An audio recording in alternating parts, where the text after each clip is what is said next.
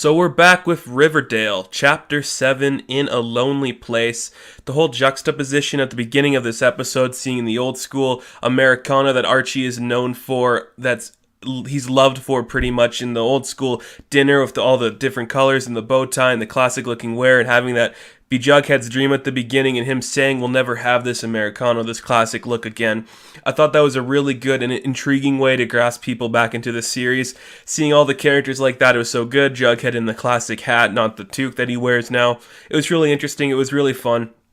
This episode really showed how far this series has come in just its conception of the first couple of episodes. I think this is one of the best episodes that Riverdale has done this season. And now that we got season 2, I think it can only get bigger and better. I'm really hoping they tone it down for a season 2, though, not big dramatics and flair. So this episode really focused on Jughead and his relationship with his dad. And I think it's something we missed off later on in the series because we got everything with Hermione and Fred and the Coopers and the Blossoms. We haven't really focused on what happened with Jughead and his dad, FP or something like that.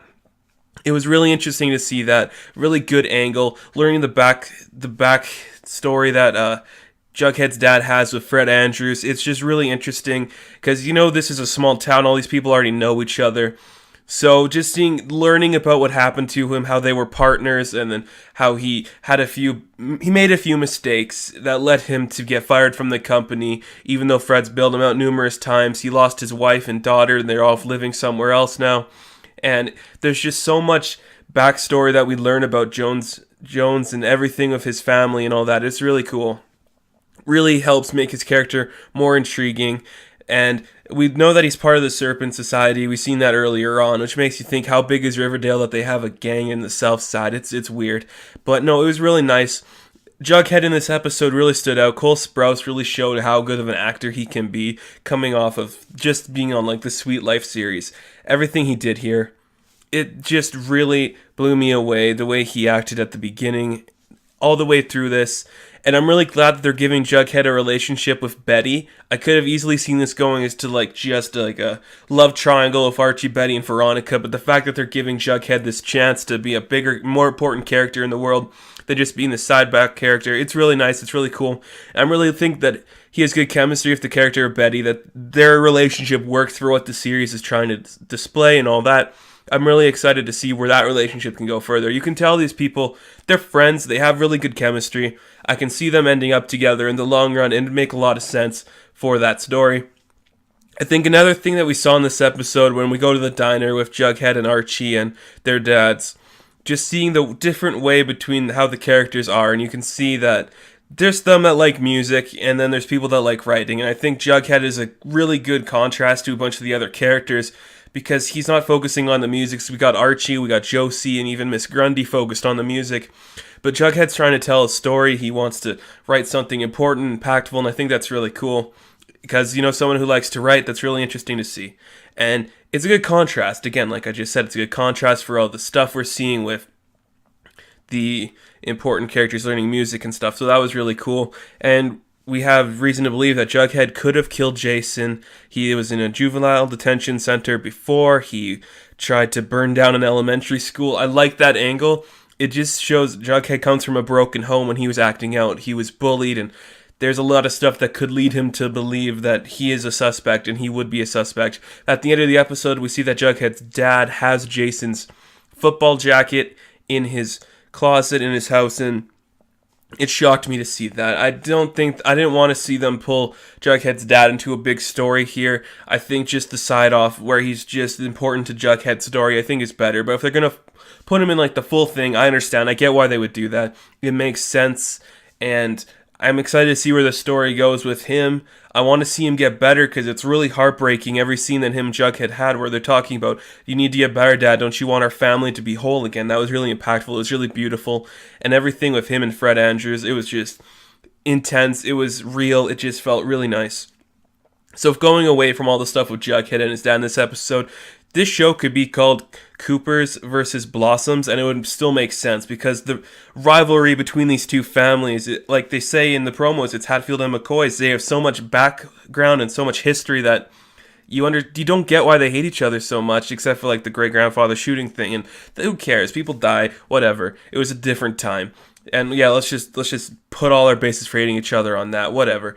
But you start to think, can they find Polly? And that was a big thing. You got both search parties, the Coopers and the Blossom. They're trying to find Polly, and it was really intense to see those big groups of people. And I don't know, it just something about search parties like that I always find weird. I don't know.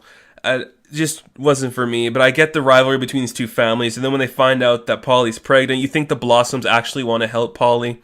But Cheryl, who has been absent for a little bit, she wants to help Polly because she loves Jason so much. And it's this thing of the parents, they understand the world more than these kids who are just kind of naive and juvenile at some points. But you got to think, which one is right? Is the actions that the parents are trying to do right, or is the actions that the kids are trying to do right?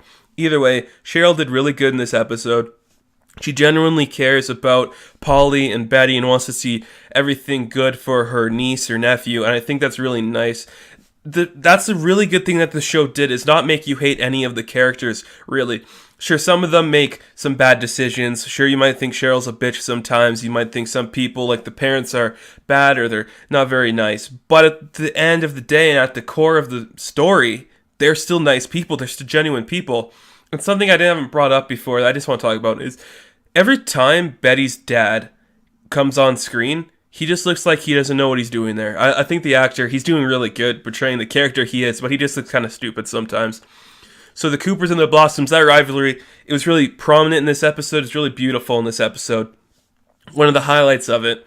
And something that just shocked me was the whole thing with Veronica, Josie, Kevin, and Reggie going to this dance club. They're going to a club. Okay, I get that you're in Riverdale. I live in a small town too. We have a club. It's not a nice club, but they're in high school, aren't they? How do these high schoolers get into this really big club? I don't get that. And they were just, I don't know, acting like teenagers shouldn't be in a club. And my goodness, fucking Reggie is so stupid. I love him so much for it. I had problems with Reggie at the beginning of the series. He's just stupid, dumb jock, but now I just love the guy. He's a fucking moron. He's so funny. He needs to have a bigger role in this series. Season 2, let's make Reggie a main cast member. Let's learn more about him. Maybe he killed Jason. Who knows? Theory right now I don't give a shit who killed Jason. I don't even care about that part of the story. Part of me even thinks Jason's not dead. That's a whole other thing. So yeah, just them in the club. I thought that was really interesting, really weird. The Hermione and Veronica, their little feud and fight going on there, that was really cool.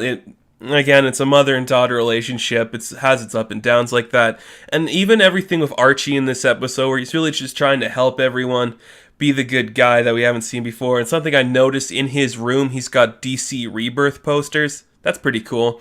I guess CW does do things with DC, so it makes sense.